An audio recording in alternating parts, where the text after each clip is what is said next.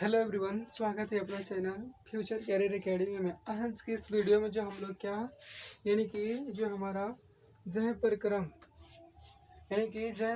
के subjective question लेकर आए हुए हैं। ठीक है, ये जो है हमारा चैप्टर वाइज है। पहला चैप्टर है जय प्रक्रम।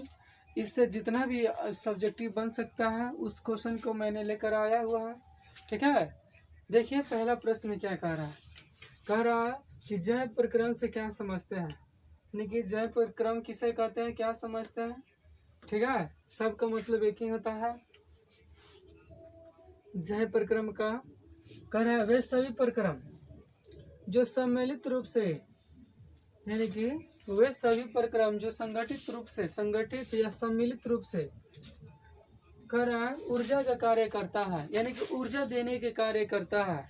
वे प्रक्रम जो सम्मिलित रूप से ऊर्जा देने के कार्य करता है या संगठित रूप से ऊर्जा देने के कार्य करता है, उसी को कहते हैं क्या, जय प्रक्रम। जय प्रक्रम के अंतर्गत पोषण आता है, श्वसन आता है, परिवहन आता है, उत्सर्जन आता है। ये जो है जय प्रक्रम का उदाहरण है। जैसे में, ठीक है, जैसे में पोषण, श्वसन, ये क्या उत्सर्जन, ये जय प्रक्रम के ही अंतर्गत आता है। आइए देखिए इधर अगला जो क्या कर रहा है क्वेश्चन।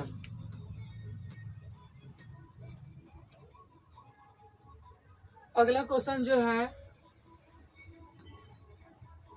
अगला जो क्वेश्चन देखिए क्या कर रहा है। जय प्रक्रमियों से क्या समझते हैं। यहाँ पर प्रक्रमीय दिया है। कर वे सभी जीवधारियों का मतलब जीव के शरीर में होने वाले वे सभी प्रक्रियाएं, यानी कि क्रियाएं जो परिमाण जीवन देती है, यानी कि परिमाण के स्वरूप क्या देती है, जीवन देती है, उसी को क्या कहते हैं, प्रक्रमीय कहा जाता है। यह क्वेश्चन समझ, यानी कि सभी जीवधारियों में होने वाले वे सभी क्रियाएं, यानी कि जीवधारियों में जितने भी क्रिया होती है वो सब किसके अंतर्गत आएंगे, प्रक्रमीय के द्वारा के अंतर्गत आएंगे। ठीक है, आई होप कि समझ में आया होगा। इसका जैसे में देख लीजिए, जैसे में ये हो जाएगा पोषण, पोषण के बाद श्वसन, श्वसन के बाद उत्सर्जन। ठीक है, यानी कि परिवहन। देखिए अगला क्वेश्चन क्या कह रहा है। अगला नंबर क्वेश्चन कह रहा है किसी व्यवहार पर हम निर्णय कर सकते हैं कि कोई वस्तु जीवित है। इसके क्वेश्चन का कहने का मतलब है हम कैसे बता सकते हैं कि कोई वस्तु जीवित है। इसके बारे में देखिए, कह रहा हम बहुत, यानी कि निम्नलिखित व्यवहार के आधार पर हम कर सकते हैं कि वो कोई वस्तु जीवित है। पहला जो सोचना, कह रहा सोचना, यानी कि यहाँ पर सोचना नहीं होगा, यानी कि यहाँ पर जो हो जाएगा श्वसन करता है, उत्सर्जन करता है, गाना गाता है, तथा अपने भाग जो होता है टूटी फूटी भागों को क्या करता है, मरम्मत करता है, श्वसन करता है, बोलता है, खेलता है, कूदता है। ये सब जो है इसके आधार पर हम कह सकते हैं कि ये क्या है, ये वस्तु यानी कि सजीव है। ठीक है, अगला क्वेश्चन देखिए क्या कर रहा है, यानी कि चौथा नंबर प्रश्न कर रहा है, कह जीवन के लिए कौन सा प्रक्रम अनिवार्य है। यानी कि अगर हमको जीवित रहना है, क्या, यानी कि जीवित रहना है तो हमको क्या क्या चाहिए। सबसे पहले हमें जीवन के लिए निम्नलिखित प्रक्रम अनिवार्य है। पहला पोषण, यानी कि भोजन चाहिए, उसके बाद श्वसन चाहिए, उसके बाद परिवहन होना चाहिए और उत्सर्जन होना चाहिए। ये जो है चार चीज सबसे ज़्यादा इम्पोर्टेंट है। सांस लेना, यानी कि भोजन करना, परिवहन करना और उत्सर्जन करना। अगर ये चार गतिविधियों में से एक भी गतिविधियां नहीं होती है तो हमारे लिए बहुत बड़ी समस्या बन सकती है। ठीक है, आगे देखिए क्या कर रहा है। अगला जो है, यानी कि पांचवा नंबर प्रश्न कह रहा है कि पोषण किसे कहते हैं। कार्य शिक्षा यानी कार्यक्षी के अनुसार इनकी कितने श्रेणियों में बांटा गया है, यानी कि पोषण क्या है, इसको कितने श्रेणियों में बांटा गया है। कह रहे पोषण कहने का मतलब भोजन, यानी कि भोजन के द्वारा विभिन्न पोषक तत्व, यानी कि जब हम भोजन करते हैं भोजन में विभिन्न तत्व मिलता है, जैसे कि विटामिन मिलेगा, कार्बोहाइड्रेट मिलेगा, खनिज मिलेगा, वसा मिलेगा, यानी कि सब एक चीज जो हमारे शरीर के लिए चाहिए वह सब कुछ मिलेगा। जैसे कि कार्बोहाइड्रेट, प्रोटीन, वसा, खनिज, लवण, विटामिन आदि को ग्रहण करना, इन पोषक तत्वों का उपयोग करना यही पोषण कहा जाता है। यानी कि इन सभी जितने भी तत्व है, जैसे कार्बोहाइड्रेट, प्रोटीन, वसा, खनिज, विटामिन, ये सब को ग्रहण करना ही क्या कहलाता है? भोजन कहलाता है। कार्यक्षेत्र के कार्य के आधार पर पोषण को 3 श्रेणियों में बांटा गया है। पहला, शरीर को अगर हमको निर्माण करना है, यानी कि शरीर के निर्माण करने वाले तत्व कौन सा हो जाएगा? अगर ये हो जाएगा प्रोटीन, प्रोटीन के बाद खनिज। अगर हमारे अपने शरीर को क्या करना है? तंदुरुस्त हटा खटा बनाना है तो सबसे ज्यादा प्रोटीन चाहिए और क्या चाहिए? खनिज चाहिए। ठीक है, अगर शरीर का निर्माण करना होगा तो। आगे देखिए क्या कह रहा है। अगला जो है ऊर्जादायक पोषक, जिससे हमें कार्बो यानी कि ऊर्जा मिलती है, ताकत मिलती है। ठीक है, यह पहला मिलता है कार्बोहाइड्रेट से और क्या चीज से? वसा से मिलता है। वसा यानी कि आप दिन भर में कुछ भी ना खाइए, अगर आप तला हुआ यानी कि तला हुआ आप भोजन कर लेते हैं तो आपकी जो भोजन करने की क्षमता है एक दिन यानी कि उस दिन क्या है? कम हो जाती है। आप उस दिन अधिकतर नहीं खाना खा पाते हैं, भोजन नहीं कर सकते हैं। करा नियामक पोषक तत्व क्या है? यानी कि नियामक यानी कि नियमित रूप से हमको विटामिन और क्या चाहिए? खनिज के रूप में हमको चाहिए। ठीक है, आगे देखिए क्या कह रहा है क्वेश्चन। अगला क्वेश्चन,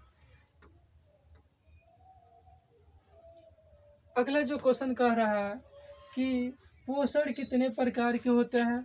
पोषण जो होता है 2 प्रकार का होता है। एक स्वपोषी पोषण होता है। स्वपोषी पोषण के लिए भोजन बनाने के लिए यानी कि स्वपोषी जो होता है किसमें होता है? हरे पेड़ पौधे में। और हरे पेड़ पौधे को अपना भोजन बनाने के लिए क्या क्या चाहिए? तो सूर्य के प्रकाश चाहिए, वायुमंडल से कार्बन डाइऑक्साइड चाहिए और जल चाहिए। ठीक है, और इसी के माध्यम से क्या करती है? यानी कि पेड़ पौधे जितने भी होते हैं सब क्या अपना भोजन प्राप्त कर लेता है। यानी कि स्वपोषी कह रहा है वह प्रक्रिया जिसमें हरे पौधे कार्बन डाइऑक्साइड यानी कि CO2 और जल तथा सूर्य के प्रकाश की उपस्थिति में क्लोरोफिल की सहायता से कार्बोहाइड्रेट का निर्माण करता है। किसका निर्माण करता है? कार्बोहाइड्रेट का निर्माण करता है, उसी को कहते हैं स्वपोषी। स्वपोषी कहने का मतलब है कि ये खुद पे डिपेंड रहता है, किसी दूसरे पर डिपेंड नहीं रहता है। ये अपना भोजन स्वयं बना सकता है, ये दूसरे किसी की सहायता ले सकता है, यानी कि दूसरे किसी की जरूरत नहीं पड़ता। अगला जो है यह प्रक्रिया प्रकाश संश्लेषण के द्वारा होती है, यानी कि जब सूर्य निकलता है तब यही प्रक्रिया होती है। ठीक है, ये जैसे में ये एग्जाम्पल में हो जाए क्या? ये जो है हरे पेड़ पौधे जो होता है स्वपोषी के अंतर्गत रखा जाता है। उसके बाद जो आता है विषम पोषी का दूसरा नाम है परपोषी। ठीक है, विषम पोषी का दूसरा नाम क्या है? परपोषी। और परपोषी क्या होता है? वे सभी पोषण जिसमें सजीवों को अपना भोजन स्वयं नहीं बना सकते हैं, यानी कि स्वपोषी कहो या स्वपोषी नहीं, विषम पोषी या परपोषी कहो। इसका एक्चुअल कहने का मतलब यह है कि ये जो है जिस विधि में यानी कि अपना भोजन स्वयं नहीं बनाता है, ये दूसरे के ऊपर क्या करता है? डिपेंड रहता है। ठीक है, जैसे में मनुष्य हो जाएगा, मनुष्य यानी कि हम लोग जो क्या अपना भोजन खुद नहीं बनाते, हम जो है पेड़ पौधे पर निर्भर रहता है, जीव जंतु पर निर्भर रहते हैं। ठीक है, देखें इधर पहले इसका डिफिनेशन देख लेते हैं, लिखने के लिए कैसे लिखेंगे। स्वपोषी पोषण जिसमें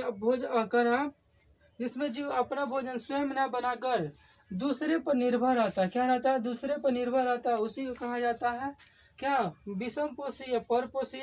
जैसे कि अमीबा और मनुष्य जीव जंतु जितने भी होता है, अमीबा जैसे कि यहाँ पर उसको अपना भोजन दिखाई देगा, और यहाँ पर क्या फैला है, ये धीरे धीरे क्या घुमरिया कर उसको क्या करती है?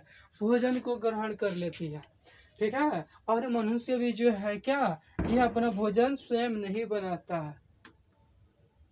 आगे देखिए इधर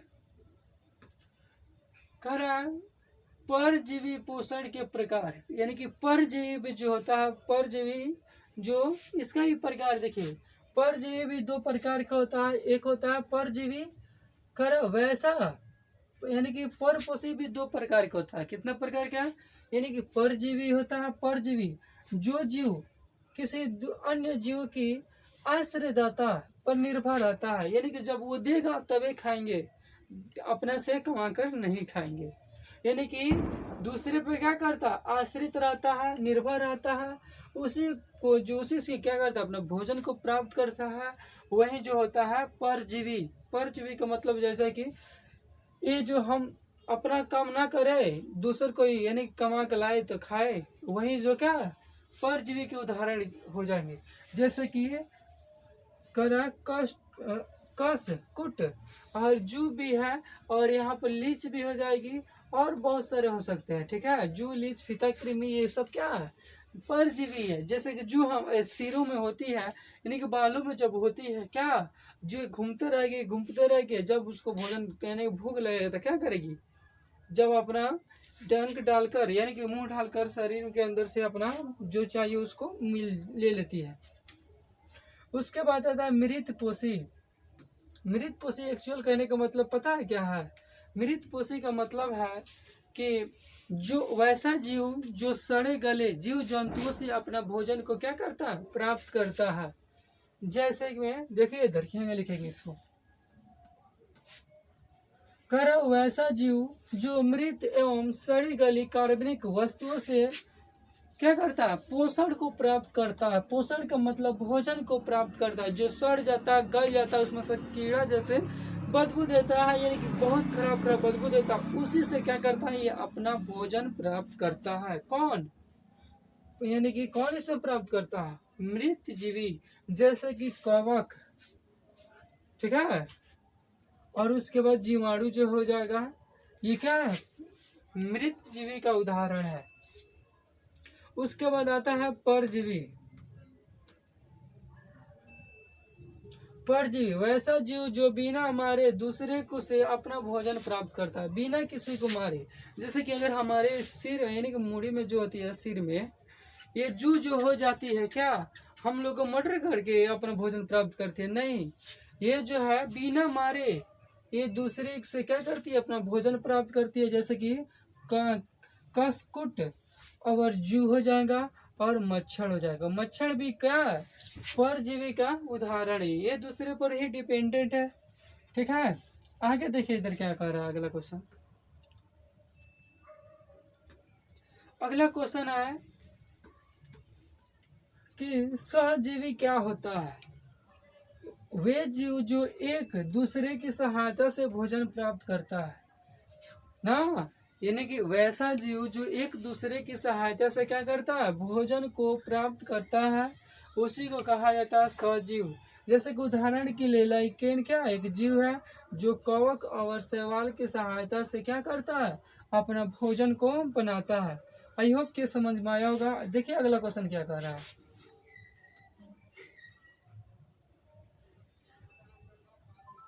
अगला जो है मृत जीवी किसे कहते हैं? मृत जीवी किसे कहते हैं? मृत पोषी भी कह सकते हैं। देखिए इधर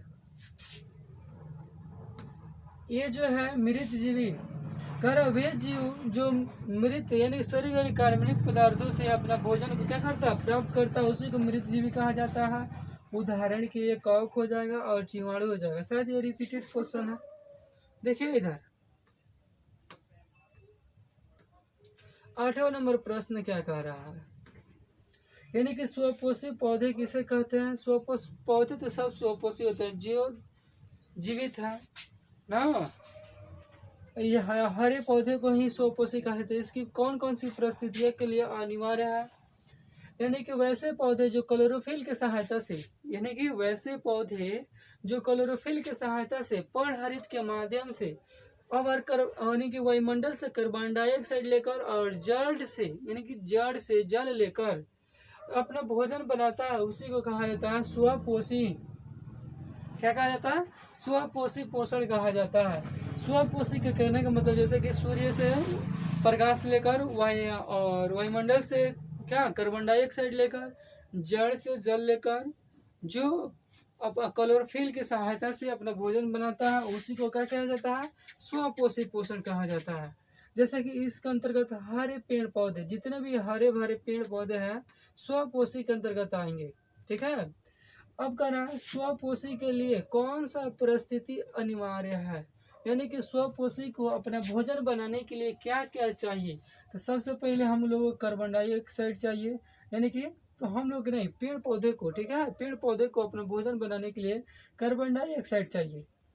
अब उसके बाद देखिएगा क्या कह रहा है, उसके बाद जो है जल चाहिए, जल के बाद सूर्य की प्रकाश चाहिए, और सूर्य की प्रकाश के बाद क्लोरोफिल की उपस्थिति में, और क्लोरोफिल का दूसरा नाम क्या है, दूसरा नाम है पर्णहरित, यानी क्लोरोफिल की उपस्थिति में और पर्णहरित की उपस्थिति में क्या करती है, पौधा जो होता है अपना भोजन बनाती है।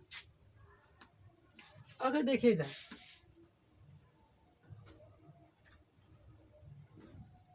अगला जो है प्रकाश संश्लेषण क्या है, इसके रासायनिक समीकरणों के लिखे।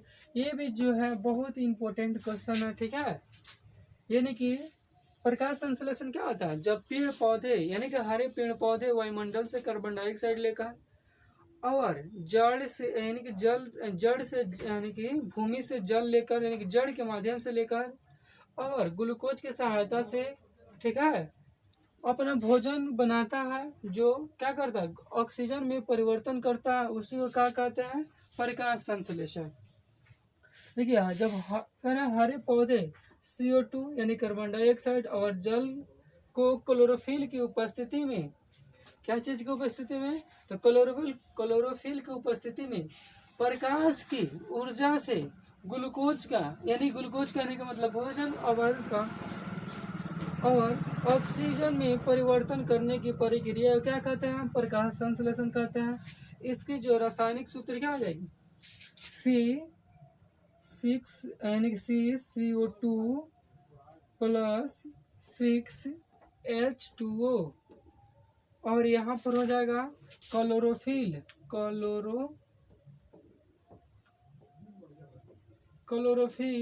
और बॉटम में क्या हो जाएगा, सूर्य के प्रकाश।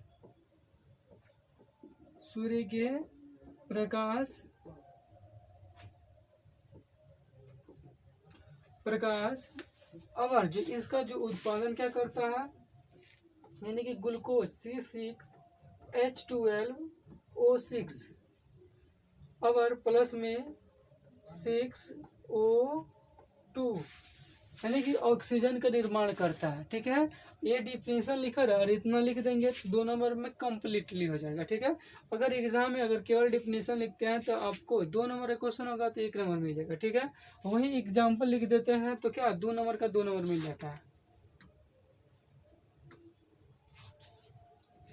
अगला जो है क्वेश्चन कि प्रकाश संश्लेषण के लिए कच्ची सामग्री कहाँ कहाँ से मिलती है।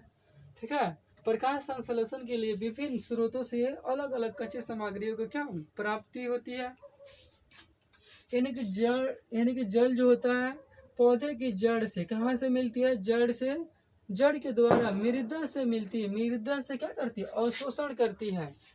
और कार्बन डाइऑक्साइड वायुमंडल में पत्तियों के रंध्रों के द्वारा या रंध्रों के माध्यम से होता है। और सूर्य की प्रकाश जो होता है हमें सूर्य से मिल जाता है।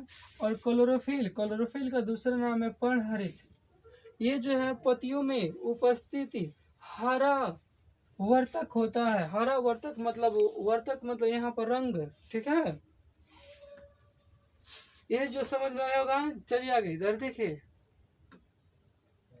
अगला जो है स्वपोषी और विषमपोषी में अंतर स्पष्ट करना है।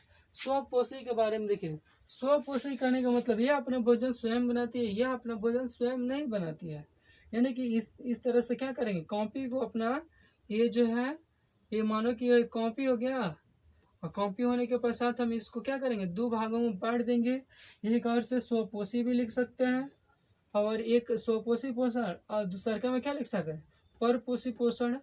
ठीक है, अब उसके बाद यहाँ पर 1 नंबर देके इसमें लिखेंगे और उसमें लिख देंगे। ठीक है, या तो स्वपोषी पोषण और विषमपोषी पोषण में निम्नलिखित अंतर है, यह लिख के, यानी कि स्वपोषी है केवल स्वपोषी स्वपोषी जो होता है, इस तरह हेडिंग देकर अब नीचे में जो है एक लाइन में लिख सकते हैं आप इसका आंसर। आगे देखिए इधर, खरा मुख्य रूप से हरे पौधे में होता है, यानी कि स्वपोषी, यानी कि स्वपोषी जो होता है मुख्य रूप से पेड़ पौधे में होता है। और यानी कि परपोषी या विषम पोषी जो होता है जीव जंतु को, जो जितने भी जीव पेड़ पौधे को छोड़कर जितने भी सजीव है ये सब किसमें आ जाएंगे, परजीवी के। ये जिसमें हरे पौधे में होता है, या अमीबा और सिंह मनुष्य जीव में सभी में होता है। खरा इनमें से भोजन के निर्माण करने के लिए CO2 और H2 यानी कि जल की क्लोरोफिल की आवश्यकता होती है, जबकि विषम पोषी को अपना भोजन बनाने के लिए दूसरे पर निर्भर रहना पड़ता है। जब स्वपोषी अपना भोजन को बनाती है तो क्या सूर्य की प्रकाश और कार्बन डाइऑक्साइड और जल की आवश्यकता होती है, और हम सब भोजन बनाते हैं तो क्या दूसरे पर निर्भर रहते हैं, वो देगा तो खाएंगे। ठीक है, अगला जो है मानव के पाचन तंत्र के भागों का नाम लिख रहे हैं। यहाँ पर कुछ नहीं करना है, केवल पाचन तंत्र के भाग के बारे में लिखना है। ये जो हो जाएगा हमारा मुख, गुहा, ग्रासनी, अमाशय, छोटी आंत। छोटी आंत के बाद क्या, यहाँ पर बड़ी आंत। आगे देखिए इधर, भोजन के पाचन में लार की भूमिका, ये जो है ये भी बहुत ज्यादा इम्पोर्टेंट है। भोजन के पाचन में लार की भूमिका, भोजन के पाचन में लार की बहुत बड़ी भूमिका होती है, बहुत बड़ी भूमिका होती है। ये जो है लार में पाचन की मुख्य भूमिका, महत्वपूर्ण भूमिका। ठीक है, पहला भोजन को यह नम्र बनाता है, नम्र मतलब नर्म बनाता है, और निगलने में क्या करती है, सहायता करती है। अगर हम भोजन करते हैं, अगर हमारे मुंह में अगर लार ना होता तो ये भोजन जो है निगलने में बहुत सारा परेशानियां होती है। हम वो दांत के माध्यम से कूचकर, और जब हम कूचते हैं तो उसमें एक चिपचिपा पदार्थ जैसा होता है जिसी को लार कहा जाता है। ठीक है, इकरा भोजन को मुलायम कर देती है। अगर हम भोजन को कूचते हैं, कूचने के पश्चात उसमें चिपचिपा पदार्थ होता है, यानी कि जो लार होता है क्या करता है, भोजन को मुलायम कर देता है। आगे देखिए इधर,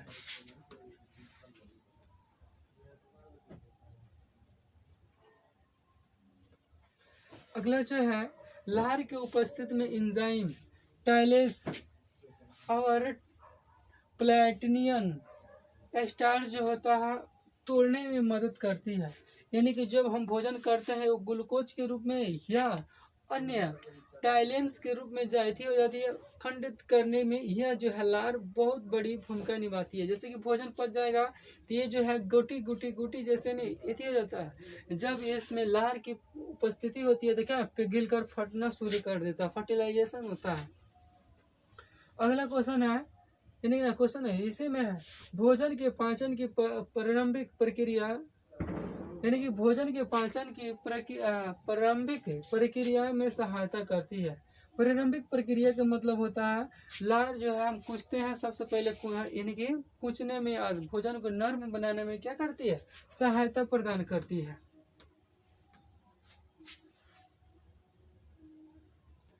अगला जो है पाचन एंजाइम का क्या कार्य है, पाचन एंजाइम की भी बहुत बड़ी कार्य होती है। ठीक है, ये जो है एंजाइम जैविक उत्प्रेरित मतलब खाद्य पदार्थ के भोजन के जटिल अणुओं को क्या करती है, घुलनशील बनाती है। ये जो एंजाइम जो होता है, जितने भी भोजन होता है जटिल, ठीक है, जैविक उत्प्रेरित जो जटिल भोजन के कण होता है उसको क्या घुलनशील बनाने में क्या करती है, मदद करती है।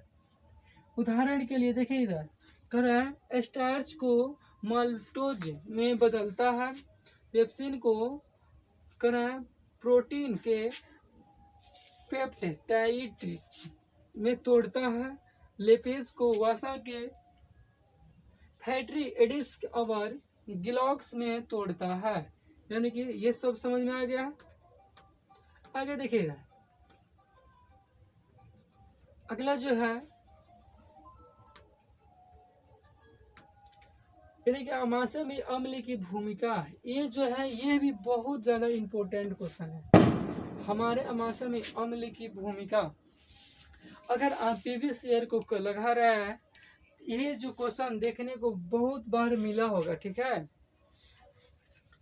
अगला जो है हमारे आमाशय में पाचन प्रक्रिया के रूप में होती है, पाचन की प्रक्रिया के रूप में होती है। हमारे आमाशय में पाचन प्रक्रिया आरंभिक रूप से होती है, यानी कि शुरुआती रूप से होती है। और उसके बाद जो है देखिएगा, यह भोजन को अम्लीय बनाता है। क्या बनाता है? अम्लीय बनाता है। यह भोजन की मांसलता करता है। मांसलता कहने का मतलब क्या है? वो मसलता है, मांसलता करता है, यही कि छांटने का काम करता है। और ये भोजन को छोटे छोटे कणों में तोड़ने का काम कौन करता है? हमारे आमाशय में अम्ल, यानी कि भोजन जो हमारे की बड़े निकल लेते हैं, यानी कि छोटे छोटे भागों में तोड़ने का कार्य कौन करता है?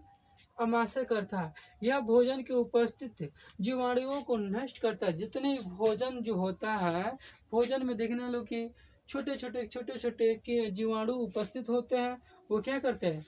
आमाशय में जाकर वो नष्ट हो जाते हैं। आमाशय उनका क्या सफाई कर देता है। अगला जो है मानव पाचन तंत्र की प्रक्रिया को लिखे।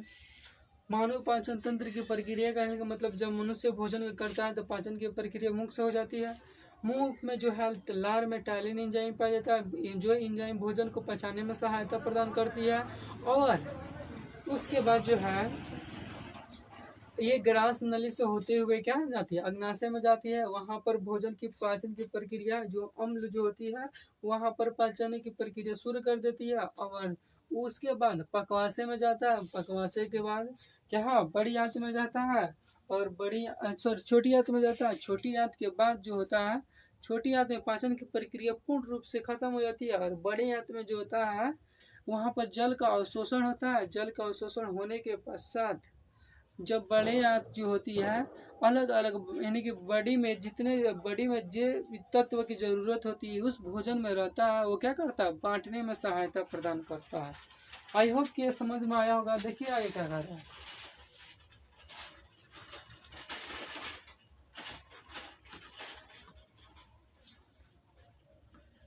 कर मानव के पाचन तंत्र की प्रक्रिया इस प्रकार है। पहला होता है मुंह, यानी कि माउथ, यानी कि मुंह। भोजन को चबाकर और लार के साथ मिलकर मुलायम किया जाता है। यानी कि भोजन को चबाकर और लार के साथ मिलाकर हम भोजन को क्या करते हैं? नरम बनाते हैं। लार में टाइलिन, यानी कि टाइलिन से यहाँ पर ना टाइलिन एंजाइम होता है, जो स्टार्च को माल्टेज के रूप में बदलता है। स्टार्च को किसके रूप में बदलता है? माल्टेज के रूप में, ठीक है। आगे देखिए, तो उसके बाद आता है हमारा आमाशय। यह यानी कि भोजन, यह अम्लीय रस और पेशीन को एंजाइम से मिलाता है। और इसमें प्रोटीन आंशिक पाचन पेप्टाइड्स में होता है। और इसमें हाइड्रोक्लोरिक को नष्ट करता है और भोजन को अम्लीय बनाए रखता है। यानी कि एक आपसे क्वेश्चन है कि किस जानवर में जो होता है हाइड्रोक्लोरिक अम्ल की मात्रा सबसे ज्यादा पाया जाता है?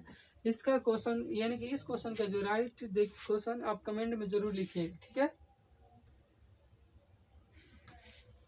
अगला जो है छोटी आंत में स्मॉल इंटेस्टाइन, यानी कि यह जो है यकृत, यानी कि लीवर, पित्त रस है। यानी कि छोटी आंत क्या है? पित्त रस है। और अग्नाशय से अवस्थित, अग्नाशय में अवस्थित पेट रस जो भोजन के साथ मिलता है, जिसमें कार्बोहाइड्रेट जो होता है ग्लूकोज से मिलता है।